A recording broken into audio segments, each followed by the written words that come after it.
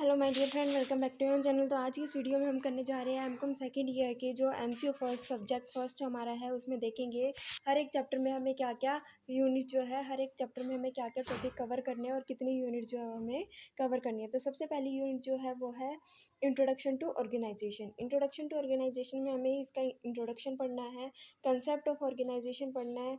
Next है basis of management, meaning, level और basic principle. उसके बाद नेक्स्ट टॉपिक है functions of manager, roles of manager, organisation as a process of management, types of organisation, features of modern organisation. तो ये सारे topic थे जो हमें इस पर्टिकुलर यूनिट में कवर करने हैं, और इन सारे टॉपिक्स में मैंने सेपरेट वीडियो बना रखी है, अगर आपने नहीं देखी है तो जाके देख लेना। उसके बाद आता है हमारा सेकंड चैप्टर एमसीक्यू 1 का, वो है ऑर्गेनाइजेशनल थ्योरी, जिसमें हमें पढ़ना है इंट्रोडक्शन, कंसेप्ट ऑफ ऑर्गेनाइजेशन, जो कि दो पार्ट में डिवाइड किया गया है, इंपॉर्टेंस ऑफ ऑर्गेनाइजेशन और steps in the organisation process. उसके बाद नेक्स्ट टॉपिक आता है principle of organisation, classical theory of organisation. Classical theory of organisation में हमें टॉपिक कवर करने हैं bureaucracy, administrative theory, scientific management. उसके बाद हमारा नेक्स्ट टॉपिक है new classical theory of organisation. उसके बाद में नेक्स्ट टॉपिक है मॉडर्न थ्योरी ऑफ ऑर्गेनाइजेशन। इसके अंदर दो टॉपिक कवर करने हैं, सिस्टम थ्योरी, कॉन्टेजेंसी थ्योरी, और नेक्स्ट टॉपिक है हमारा contemporary issues in organisation theory. यानी कि जो हमारा टॉपिक है contemporary issue in organisation theory, ये एग्जाम में आ चुका है, साइंटिफिक मैनेजमेंट आ चुका है, modern theory, new classical theory भी आ चुके हैं। ये सारे टॉपिक्स थे जो हमें यूनिट नंबर सेकंड में कवर करने हैं। उसके बाद आती है हमारी unit number 3, organisation structure and effectiveness.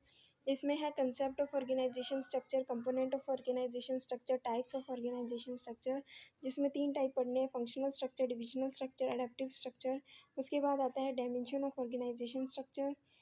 इसके बाद नेक्स्ट टॉपिक है ऑर्गेनाइजेशनल डिज़ाइन, जिसमें हमें 3 टॉपिक कवर करने हैं, classical form of organisation, alternative design, organisational and mechanistic design. उसके बाद आता है ऑर्गेनाइजेशनल इफेक्टिवनेस। ठीक है, उसके बाद हमारा नेक्स्ट यूनिट आती है overview of organisational behaviour, concept of organisation behaviour, genesis of organizational behavior, need for study of organizational behavior, goal of organizational behavior, traditional and new approaches of organizational behavior, individual perspective, small and large group perspective, organizational perspective, integrative perspective।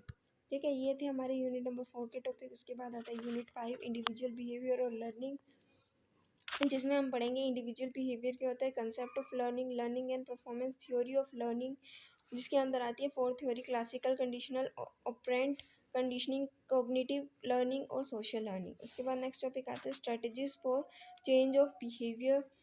Next है operant condition and change of behaviour, role of reinforcement, schedule for reinforcement and social learning and changes of behaviour.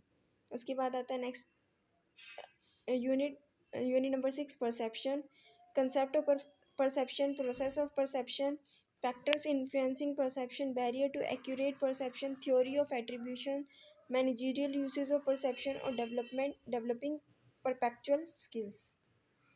उसके बाद आते हैं unit number 7, attitudes and values, concept of attitude, process of formation of attitudes, process of change in attitude, जिसके अंदर topic है changing attitude through perseverance, changing attitude through cognitive dis methods of effective attitude changes। ये topic से हमें changes in attitude process में पढ़ने हैं 3 topic. उसके बाद आता है relationship between attitude and behaviour, work related attitude, value, meaning and importance, types of value, designing value based organisation. ये उसके बाद आती है unit number 8, personality and emotion, definition of personality, determinants of personality, personality trait and type, personality traits, personality types, personality theory, जिसके अंदर 3 topic आते हैं, psycho theory, self theory, social learning theory. उसके बाद आता है मॉडल्स ऑफ मैन,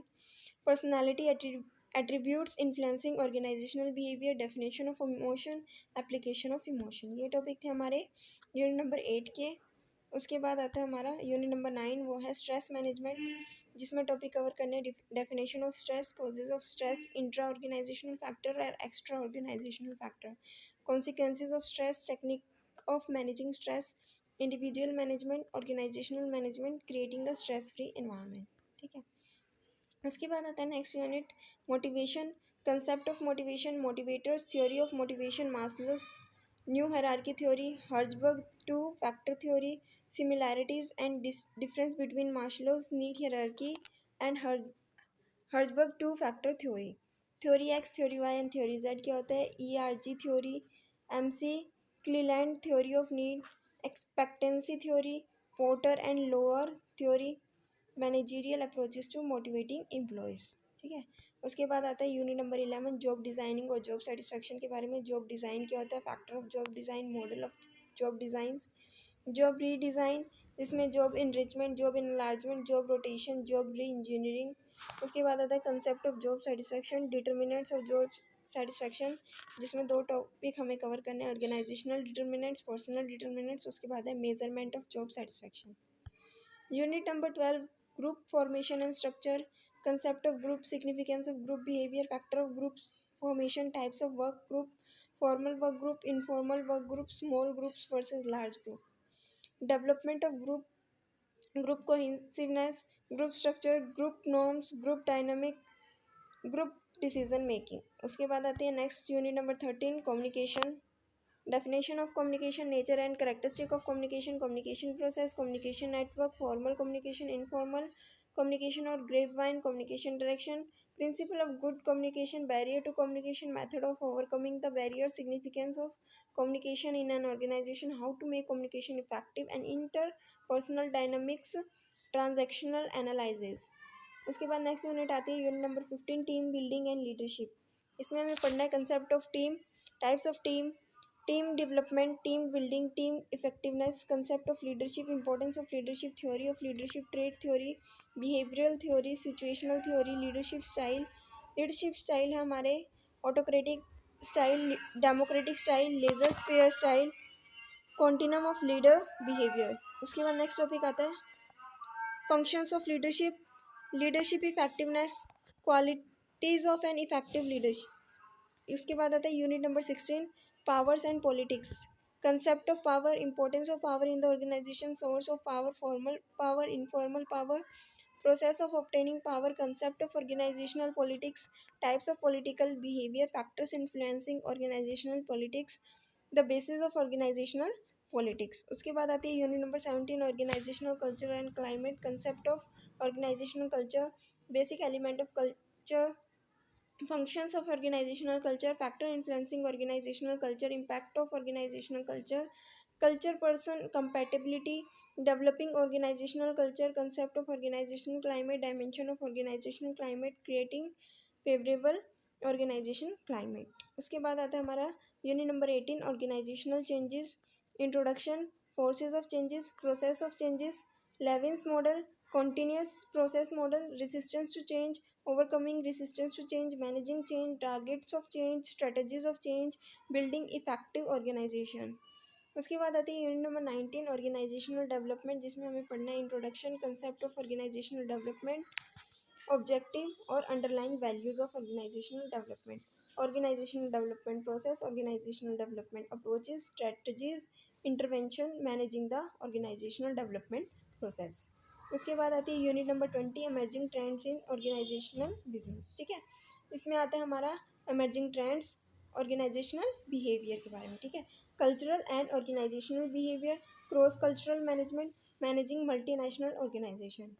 ये थी हमारी MCO 1 की सारी यूनिट्स और उनके अंदर के टॉपिक जो हमें कवर करने हैं इस सब्जेक्ट के अंदर। अगर वीडियो अच्छी लगी तो वीडियो को लाइक शेयर और सब्सक्राइब करना मत भूलिएगा, और साथ ही साथ इस वीडियो का जो PDF फाइल है वो मैंने डिस्क्रिप्शन में डाल दिया, अगर आप देखना चाहो तो वहाँ से देख सकते हो हर एक चैप्टर को। ठीक है, थैंक्स फॉर वॉचिंग।